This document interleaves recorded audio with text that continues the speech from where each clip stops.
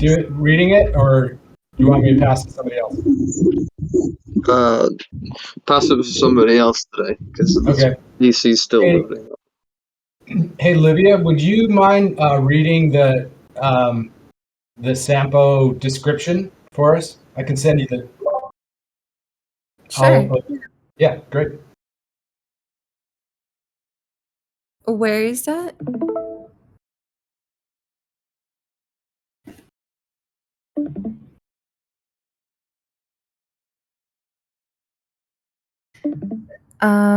The one weekly sample reading? Sampo is the Finnish mythic horn of plenty.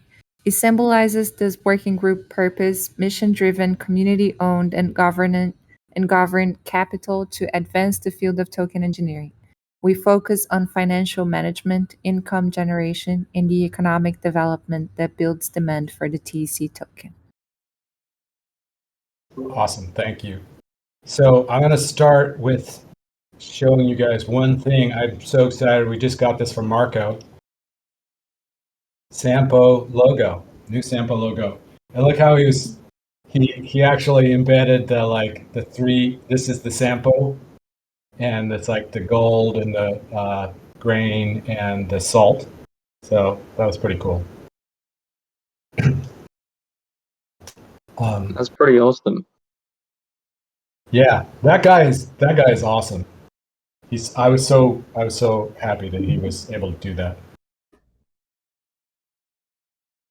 Okay, so let's start with a check-in. My prompt today for all of you is, what do you think is the greatest source of value? And I'll let you interpret that broadly, but what's the greatest source of value that you see in the TEC today? And Griff, I'm going to pass it to you first. Oh man, that's so hard. There's so many. I mean, I have to say the token. We are literally able to, tokenize, like having our own economy gives us so many options to play with. I do think that there's a lot of other higher potentials for value, like token engineering attention and these sorts of things, and I think a close second is the actual reputation that we have. But number one, and like the credibility and the branding and this sort of thing that we've built already is really high. But I have to give it to the token. To have a actual token backed by a bonding curve is a really huge benefit.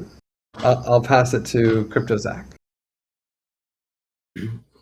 I think it's the community and the amount of time that each of the members of TEC are spending building out infrastructure and growing the community.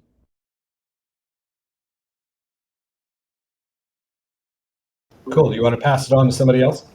Oh, yeah, sure. I'm passing on to Gene. Thanks for your excitement. Apologies a little bit for saying this. I'm going to say that the greatest value at the moment to me is the branding. Honestly, it's kind of,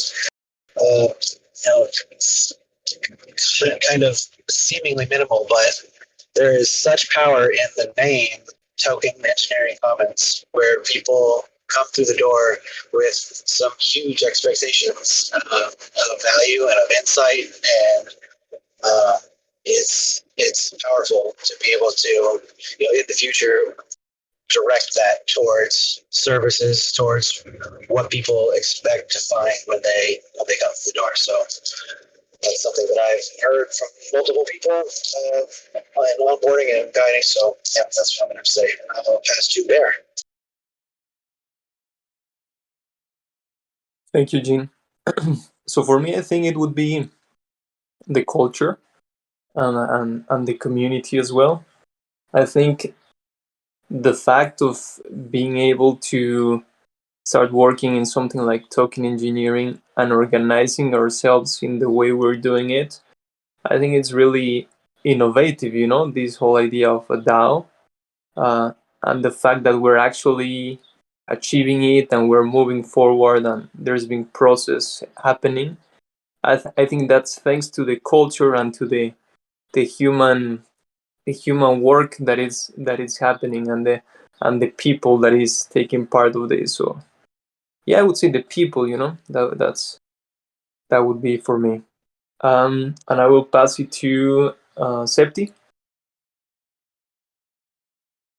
Well, for me, the most valuable resource we have is like, yeah, as Griff mentioned, also the reputation and the things we created, like I feel like we have very like good tooling, like this config dashboard, the reward dashboard, all that stuff. Like it's very awesome, and we have it there, and I think like we should get, we should uh, advertise it more, let the world know like we have it.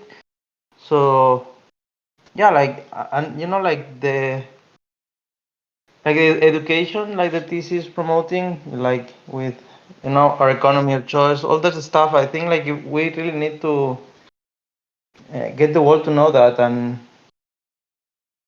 yeah, and I don't know, like I feel like I don't know how to, like I see the value in, like, because it's like common good, like the value of the roads, the value is there, but it's hard to capitalize it, and I don't know, but I feel like this is what is bringing more value to the world, so that we are doing right now. I don't know who to pass because I'm on my phone. Libby didn't go, and I know Libby's on the call, so I'll pass it to Libby. Thank you. Yeah, I would also say is the culture. I think the way in which we do things power the value of other things that might happen here. So the processes, the rituals, the way people treat each other, the way we've been acknowledging and rewarding value, and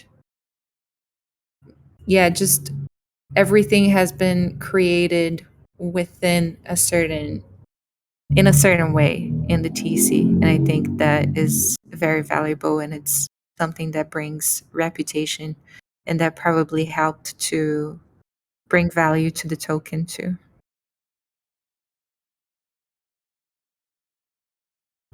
I think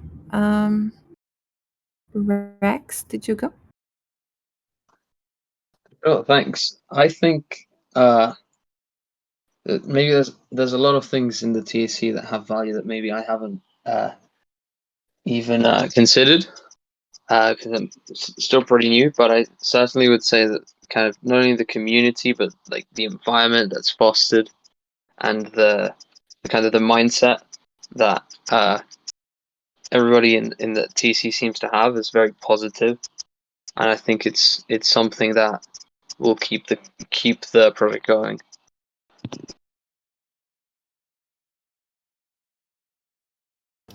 Awesome, thank you. Hey, Durgadas, welcome. We're opening up with a question. The question is, what do you see as the greatest source of value in the TEC today?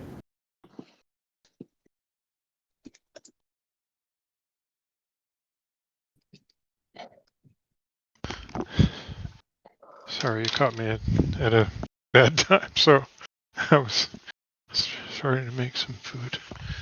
So, okay, what was the question now? So the question is, what do you see as the greatest source of value within the TEC today? Well, for me, the culture and the ethics and the culture and the people, combining together to create and operate in ethical ways is for me the greatest value. I think I say a lot that it's my view that without that you just have a technology, right? So it seems to me that there should be an underlying practical philosophy behind the technology and a kind of humility to push it forward. So yeah, that's kind of my view, and you can see this people create great technologies. We see this a lot in Gravity, where people will be like, now their tokens are plunging because they forgot to do conflict resolution, or they forgot to do some cultural build behind the tech that they were building, and they were just built something fast and got it out, and yet resentment and other things come up as a result, instead of being able to ritualize some kind of conflict. And I feel like we're a bit more mindful of that in this group than other groups that I participate in. Awesome, thank you. Chewy, welcome. Great to have you here. So the question that we're opening up with is, what do you see as the greatest source of value in the TEC right now? I think it's a tough one because it's been like a constant rediscovery journey, like through different stuff. Of course, the culture I think is one, but at some points I feel that just the bonding curve and all of these like ideas and just the model itself being like a first time in how it faces challenges. So like, to wrap it all up, I would say that maybe this like diversity around the maybe like the narrative, but I feel that there are like many timelines that you can be following and just like identify and interact with whatever like you feel or you identify with it the most. So yeah, I'll pass it back to you, Gideon. Great, thank you. Super interesting. I'm going to just say, for me, I think if I had to boil it down to one thing, I still think it's culture. Just super powerful. It's like I haven't seen anything quite like it in any other organization I've been in, and I think it's super powerful. It's like a giant magnet, and it's like we are going to, once we get the systems in place, we're going to be able to draw on this culture in some really powerful ways. I mean, even more than we are today. So, okay, well, thank you, everybody. One quick update. Here's what I'd like to do today is I want to just do like an update on the, where things are with that strategy doc and that process of getting feedback on that, advice on that. And by the way, these, I try to every, like at least a day before we meet, I try to publish our agenda in the Sampo base up on Clarity, so you can always get to that. And I try to publish it in the channel a day before.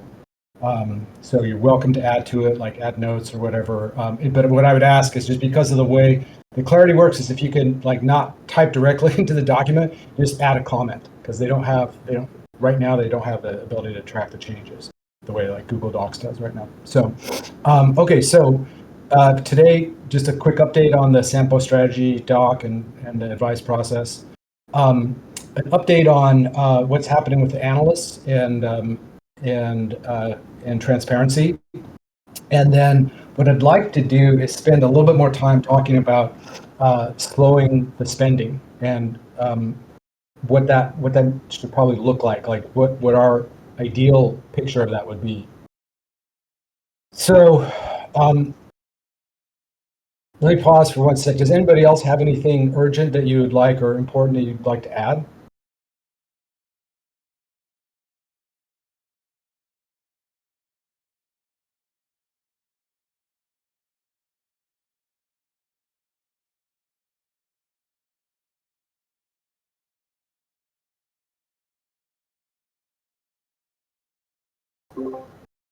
I'm sitting there talking with the mic off. Okay, basically I was doing a countdown and saying that I can never get my fingers to go to match the count. So, okay, so then let's dive in. So, Sampo strategy update.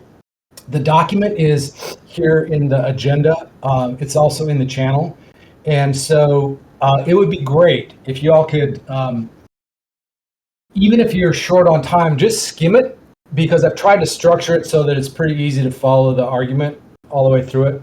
But the next step is that on Thursday, I'm going to do kind of the same walkthrough that we all did last week, but with the stewards. And so we're going to just basically start to kind of like expand the circle in the advice process on this. So you all are like the center of that right now. And so it would be great to get your thoughts on it. Any kind of feedback that you have.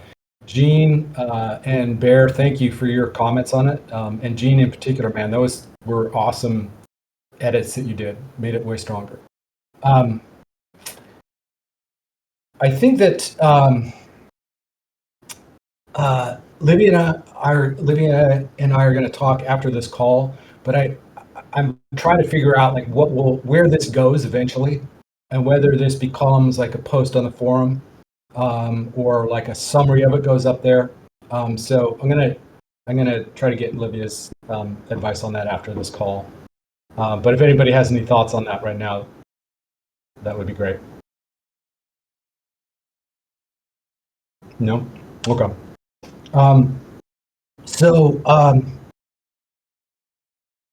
One thing that part of the reason for doing that document is because one, I think that it's going to just help us to stay in sync with like a longer term vision for what it is that we're actually trying to do here. And then the second thing is, I think that a lot of the narrative that's in there will be useful for fundraising.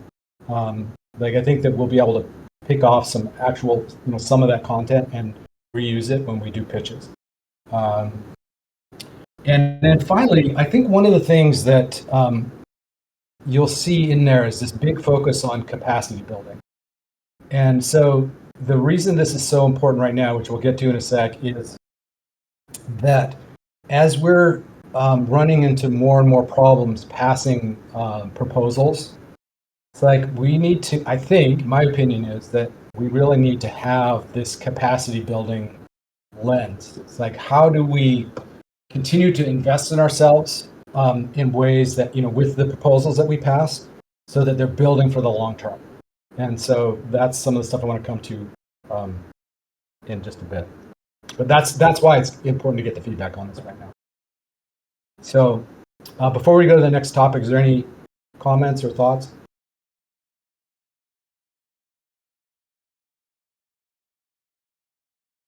Okay. All right. So quick update on, there's been actually a fair amount of action going on with, what we have been calling analysts, like the Sampo analysts. But basically, we had a good call, and then Zepti and I have had some back and forth to just try to kind of like, first of all, figure out how does Sampo and transparency, how do we work together in a way that just doesn't replicate work at a time when we cannot afford to replicate work, right? So I think we came up with kind of a good, what seems like a good approach, which is that this Sampo analyst is not like a standing work team that meets every week or even every other week. It's like this thing kind of like comes and goes as needed, right? So we dissolve it, and then the next push that we need, we just like reconstitute it, right? It's like those little sea monkeys that they used to have, like where you could just like they can freeze, and then you put water on them and they come back up. So and then the idea would be that the analysts, like this group, actually makes requests. We're almost like an internal customer to the transparency folks. Like we say, oh, here's the things we think we need. And so we work collaboratively with transparency to say like, oh, you know what, it'd be great to have this kind of data. And, so the best way to describe it is to actually talk about like the first thing that we're thinking about cranking out. And this is going to be like a minimum viable product. Like we're going to try to get something out quick. Like that's the goal, is to like get a fast turnaround going. So we're meeting tomorrow to try to like lock this down. But the basic idea that we're thinking about is a new little section in the Dune Analytics dashboard that would have like the following things, like a complete treasury picture. So it's like a lot of this stuff is already in the Dune Analytics right now, but it's like, oh, it'd be great to have, the common pool, and then all of the multi-sigs right there. So you can see like right now, what's the total treasury of the TEC. And then maybe longer term as the next step, it's like looking at each of the working groups and seeing what their budgets are, like the last budget that they have, how much of it they didn't use, how much they're asking for now, whatever they're working in right now in their existing budget, how much they've spent, and how much is in their treasury, just so we can kind of get a sense for like how fast each of these working groups is burning through their budget, and likely, when they're going to make another request for budgets. So that one will take a little bit more effort, probably because that's going to be not just like using Dune Analytics to like pull data from these multi-sigs, but it's like a little bit of coordination with the working groups. So, and there's a link here to like a rough prototype. No cash flow projections, which we can talk about if you want, but like I'm finding that it's really, like when you really start to get into it, the difficulty of trying to predict cash flows is, one, we don't have any revenues right now, but two, it's so dependent on the way that we vote and the conviction voting, and like it's really hard to know like how that's actually going to play out, because it gets so much harder to pass stuff. So I can't think of a good way to model that right now. So if people have thoughts on that, it would be great to hear it. And also, Zepti, I don't know if you have any additional thoughts or things you'd like to add to it. Yeah, well, I want to understand what you mean by model it, too. Oh, modeling it, I mean projecting, like saying, not literally modeling it as in like a software model, but I'm just saying like, oh, you know what, based on, the last 2 to 3 months, we've been pulling funds out of the common pool at this rate. So we project it'll be, this rate over the next month or two, because I just don't know how to do that, given the way the conviction voting works and how people are going to respond to various proposals. Does that make sense? Totally. And I could help put something together for that at least would give some kind of estimate projection, or like a spreadsheet basically that would put something together that's like, if we're full throttle spending money, this is the most we could spend and the rate that it would be spent. And if we're like, a little bit here, a little bit there, because there's like this maximum, there's like, you can only spend this much, I think it's like 11% or something in one proposal. And that's still impossible. So it's really more like only reasonable to ever spend like 5% in one proposal. And yes, it depends on how many are on abstain, and it depends on so many factors. But I think we could kind of just guess. We could make some strong guesses. That would be great. Yeah. So, okay. So let's follow up on that. I'll ask that in our next time we talk. Zepti, did you have anything you wanted to add? No, I just like what you said. It's what we already talked, and we have a meeting tomorrow with Rex and Anak and you, Gideon, for like make what we want to accomplish with if we want to tweak the team dashboard. All that stuff like Sampo needs, and we will organize and actually like it's something that can be done pretty fast, especially like the Dune part. And then we're also going to work like in a more methodical data, but that can also probably take longer. But the Dune part can be done like in 24 hours when we start working. Awesome. And I just want to give a shout out to the Bear 100 and also to Rex for and Anik. He's not on the call right now, but you all have been awesome in terms of just jumping into this and like bringing a lot of enthusiasm and good thinking on this front. So thank you.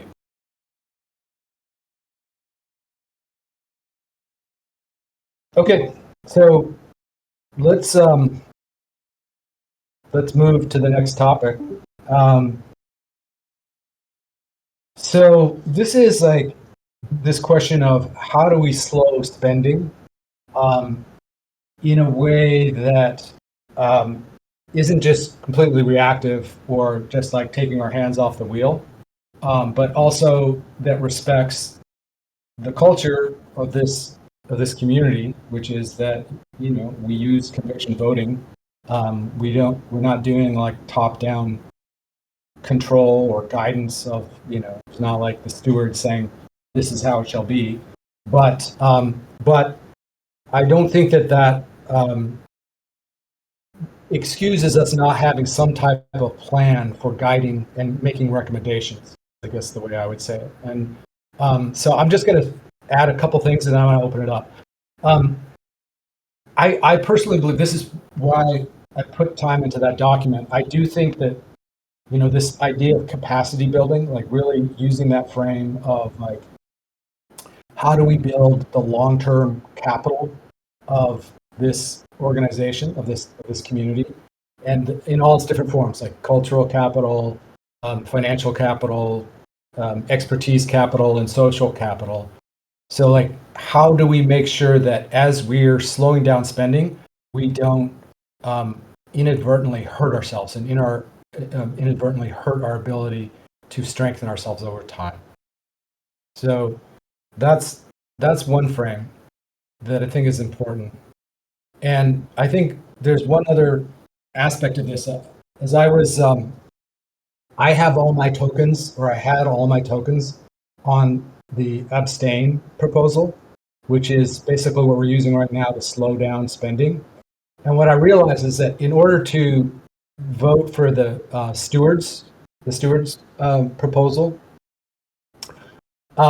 I had to go in and take all my tokens off of the abstain and then put them all on to the steward proposal. And it doesn't seem like that big of a deal. But if we're trying to pass a whole bunch of proposals, or not a whole bunch, but like some key proposals, that's going to take some coordination, especially when you think about the fact that you have some whales who are probably pretty busy and don't want to be interrupted every week or so with like, hey, we want you to, take your tokens off of the abstain, and now can you move it to this? And it's like that will take a lot of coordinating. So that's I want to just see if people have some ideas for how we can manage that in a way where we can really guide this kind of the slowdown in spending in a way that makes sense. And then finally is just on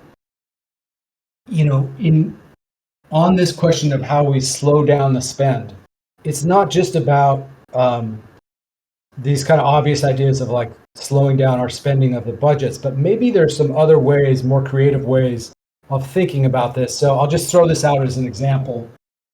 Like in the startup world, you have companies that are short on cash. And so what do?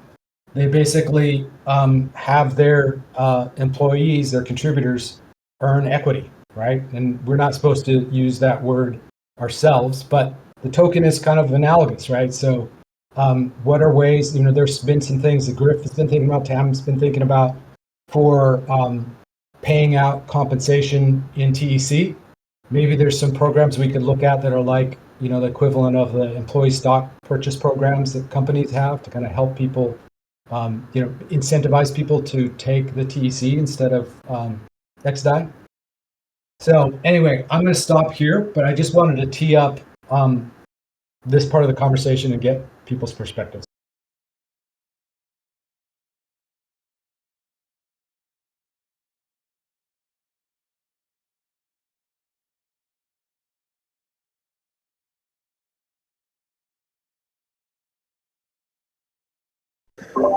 There's this crazy thing called a success token that UMA offers. It's basically, it's something that would lock up TEC tokens for a period of time, and then it's like generally, I mean, I don't know if it worked for TEC, but I want to at least throw out the idea where it's like, okay, buy these success tokens, right? And if the TEC's price goes up to this level, then you will get more tokens than you actually originally bought. So the token contract itself is backed by a bunch of tokens that are sitting there locked behind the token contract, right? So let's say they buy what would be 1,000 TEC tokens. We would set a strike price at like $3. So if the price of the token goes up to $3, they still get 1,000 tokens, right? But if it goes above three, or I don't remember if the strike price is the right term, but I think it is. If it goes above $3, then they start to get more than 1,000 tokens, right? And we could set something up like that. UMA has this it's a really interesting project thing, but basically it says like, hey, I mean, it's different than what you're saying here, but it's a similar strategy of like, then we could sell this to investors, right? We could sell a success token to investors, which probably isn't legal, but whatever. And then another thing that what you mentioned reminded me of is something we're doing with Giveth, which is called Give Power.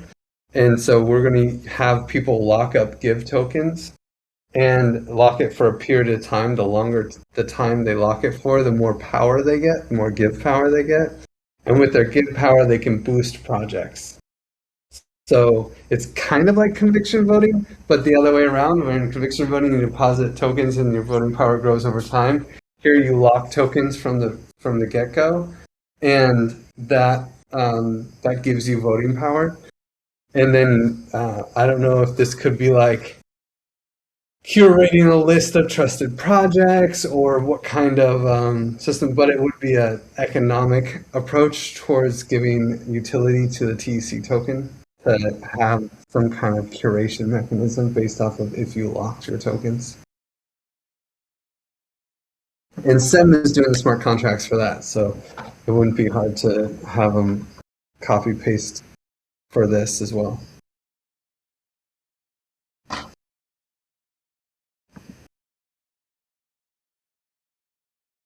That's cool. That's very interesting, actually. Yeah, and one of the things it'd be interesting to look at too is like, is there a way to target that for contributors to motivate people to not take XDAI payment, but actually like take TEC? Because I just feel like that might be one of the ways that we preserve our XDAI.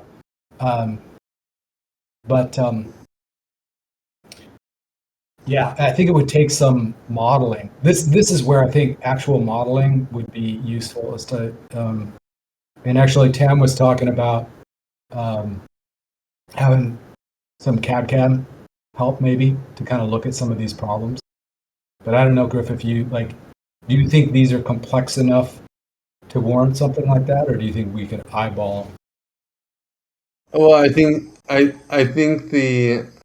some of these things, like for instance, requesting or being more liberal with payments that with groups that say, hey, we're going to buy TC with the wrapped XDAI that we get, either like on the open market, and then hold the TC and making that a cultural thing.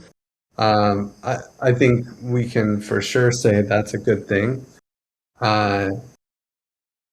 As far as like modeling, I think it's too subjective to models that exactly.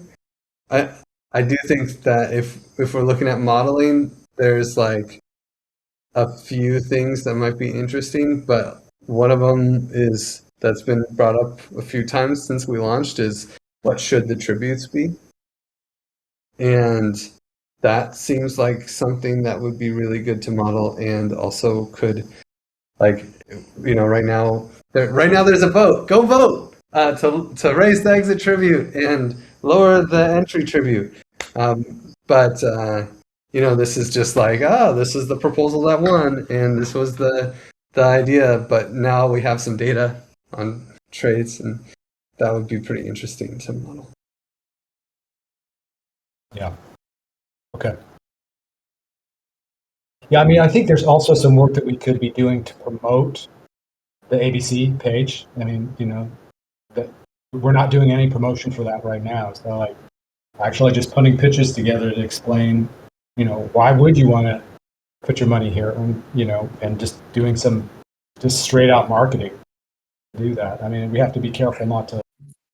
Yeah, I was actually gonna add that I talked to Manu today about just like raising more of the Mint TEC campaign, but like I was just like thinking that since we got that optimism retroactive public goods funding, um, what if we tried like in some way to get into their like another airdrop round, because it's been like an airdrop that has been getting a lot of attention. So in a way, like we could tell them like, what if addresses that have minted TEC in the past can participate. Uh, so I don't know, like we were just like trying to wrap our heads around this, like what if like we could get airdrops, for people that mint TEC.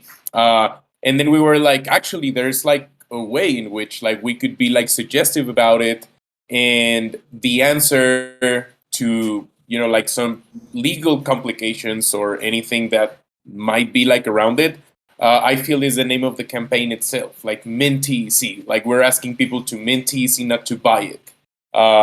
Actually, like people that buy it and just hold it, if they got it from a secondary market, are not gonna be like qualifying for the airdrop. Like in the case that we achieve this. So yeah, it would be like worth trying maybe, but I don't know a lot of people in optimism, but I can look into the emails that they sent for the RPGF thing. That's cool. That's really cool. I still have to wrap my head around that fully, but I think that there's something really interesting there. I have a bit of a question and or suggestion about that. Is it possible that we could make like a dashboard of some kind for each participant in the TEC that would say, for example, like if we end up doing the thing that Chewy just suggested, here are the airdrops that you're qualified for because, do you know what I mean? Here's the votes that are going on right now. Here's the, because then you don't have to look in 20 different places for where this is to be able to, here's a place where you can find all the DWork things you're connected to and so on, right?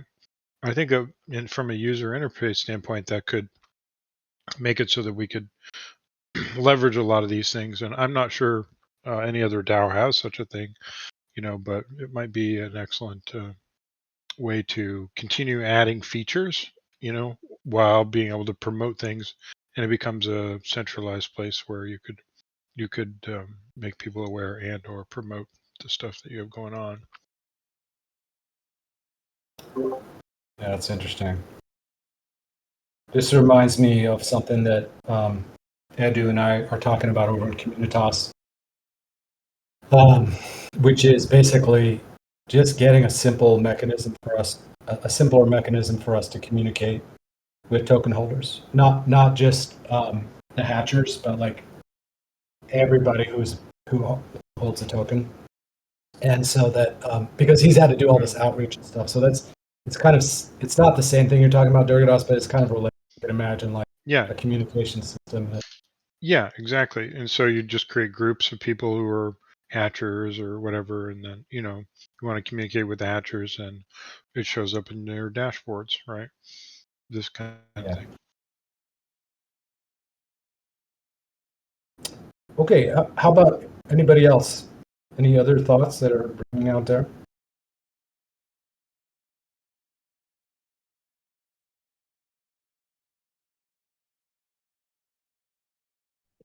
let me switch the angle of attack here. So this question of managing down our spending in a way that is not just taking our hands off the wheel, but actively trying to shape it a little bit by maybe trying to identify like the areas where we feel it's almost like clustering investments that the TEC is making in terms of their long-term capacity building effect. This is tricky terrain, admittedly, right? This is like not very. So, how would we, if we were to do something like that? How would you do something like that in a way that's bottoms up and not like top down? Like, here's how we should do. You know, it's like provide some. I don't know, like insight or kind of like opinions from various people in the organization. I don't know. So I just want to open that up to see. So first of all, let me ask this: is that question clear?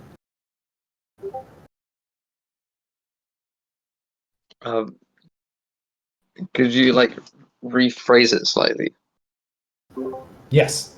So we are going to. We are naturally slowing down our spending. That's just happening with the way the conviction voting works. It's just getting harder and harder to pass proposals. I think that we're going to, it's becoming harder and harder to pass proposals. It means also like having to do potentially a lot of coordination with big whales to like get them to move stuff off of the abstain proposal and then move it back and move it onto a project, onto a proposal, and then move it on to abstain. And this could get kind of tricky over the next several months. Like, how do we actually manage kind of like, in a way, cat herding voting? I mean, it's already getting hard to get people to vote and to move stuff forward, move proposals forward right now. And I guess my question is, there are undoubtedly proposals that are going to be really key for our ability to keep moving and to keep operating. So how do we signal those to the community in a way that allows us to keep functioning and allows us to move these votes forward? Is that clear? Yes. So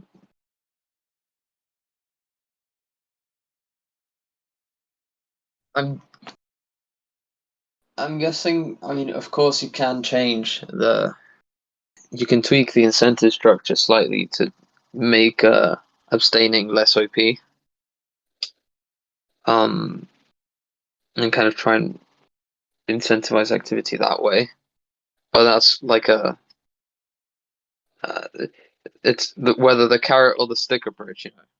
Rather have a carrot approach than stick.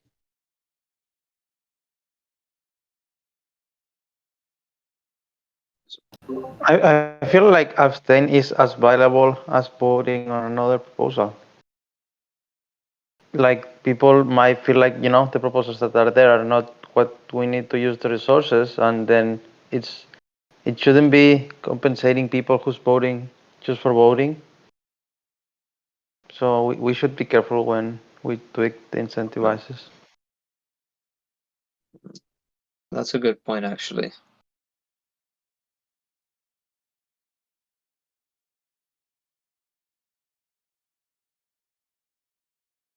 Well, it seems to me that it's an important question to be able to differentiate between those two things, right? So if we don't have enough data about what people are doing in terms of their engagement, how are we going to sort of be able to figure that out so that we can make decisions about how to change?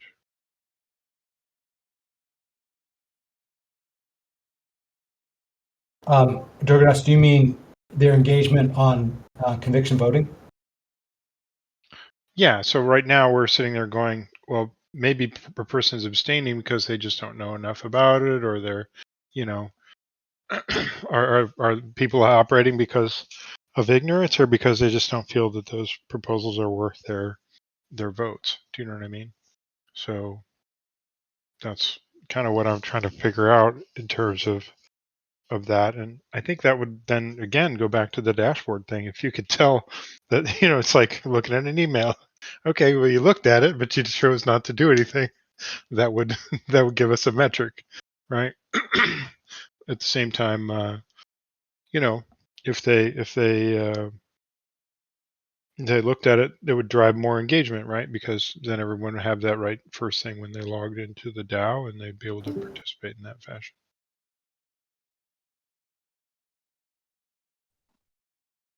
Maybe the the thing that what I was thinking about is, it's my understanding that the once you stake into the abstain pool, you kind of never have to engage again, right? You once you stake your tokens into abstain, there's no incentive whatsoever to engage. It just stays there, and in fact, your tokens would move around less. Okay, move is not the correct word. What about instead kind of having a timer? So I'm not aware of the full mechanics, but if this isn't the case, it would make sense for the abstain pool to expire every month or something similar, such that to increase an engagement, those tokens are either going to go into the new pool or stay not voting anywhere. So let me just, I'll add one thing. So these are all really interesting, and they may be more like longer term kinds of things. I'm thinking that like this is kind of like, in a way, kind of wearing our community organizer hats. It's like, how like over the next few months, you can already see that like it's getting more complicated to pass things. So like, if we didn't, so I'm not sure that there's a technological fix here that we could push out very quickly, but Griff, you may have some more thoughts on that. So barring a technological fix, are there some things that we can do in the way that we communicate with token holders? And I'm thinking in particular the whales, but not exclusively them, because conviction voting it's weighted.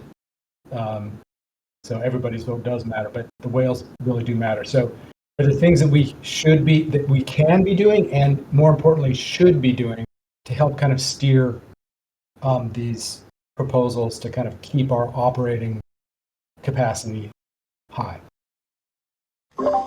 I mean, I think that interacting with them and asking them what they would like to see would probably get them to vote, right? Like, if we want them to vote, then what do they want to vote for?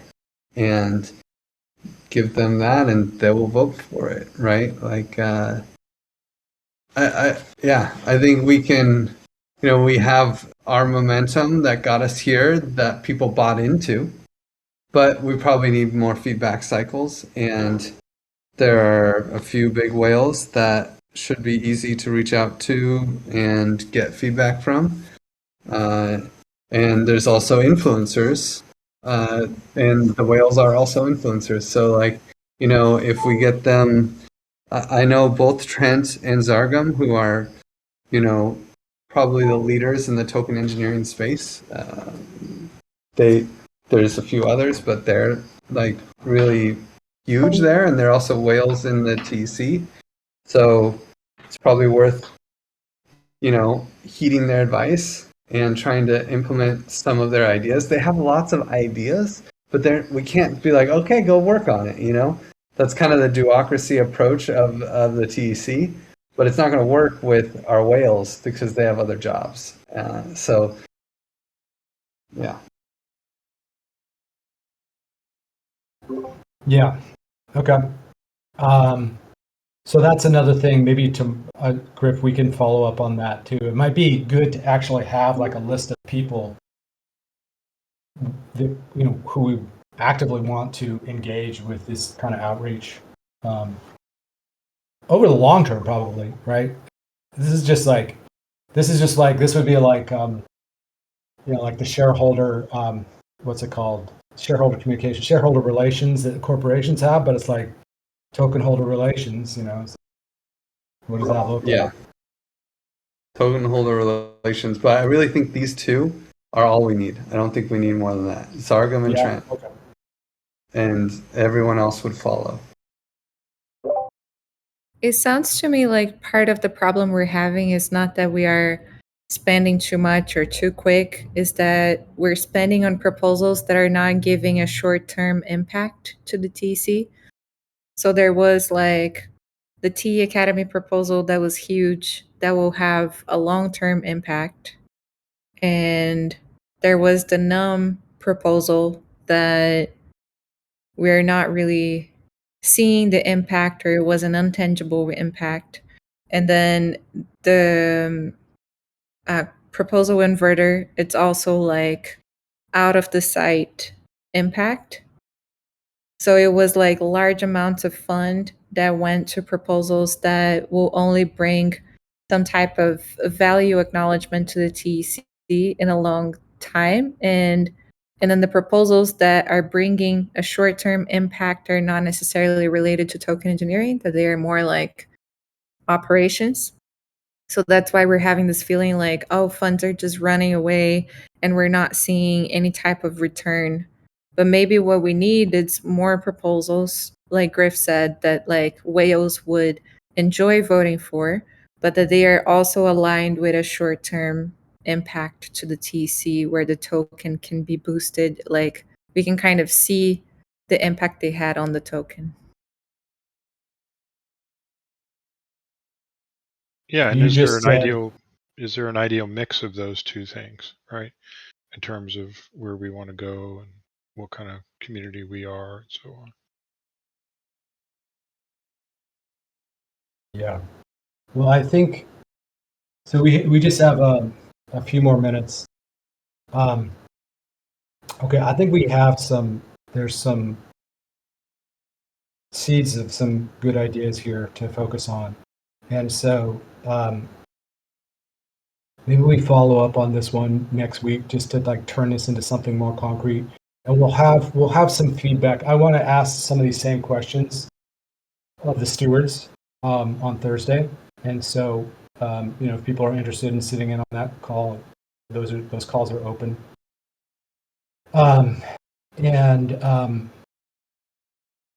Yeah, it feels like we're close to having some recommendations here. I'll try to like distill down these comments from folks, and then we can just try to nail it next week. For next week, the things I would like to focus on is the Sampo manifesto, and then getting started. We're going to actually need a proposal for Sampo just to pay for this working group. So we're going to need to pull that together. And then the other thing that I would like, if people can do this, it'd be great. There's a link in this agenda. And also on the side, if you look in Notion, there's a thing that says Sampo People Plan. And what would be great is if you can just put your name in there. I did a sample of it for myself. I'll show you what it looks like. So can you see that?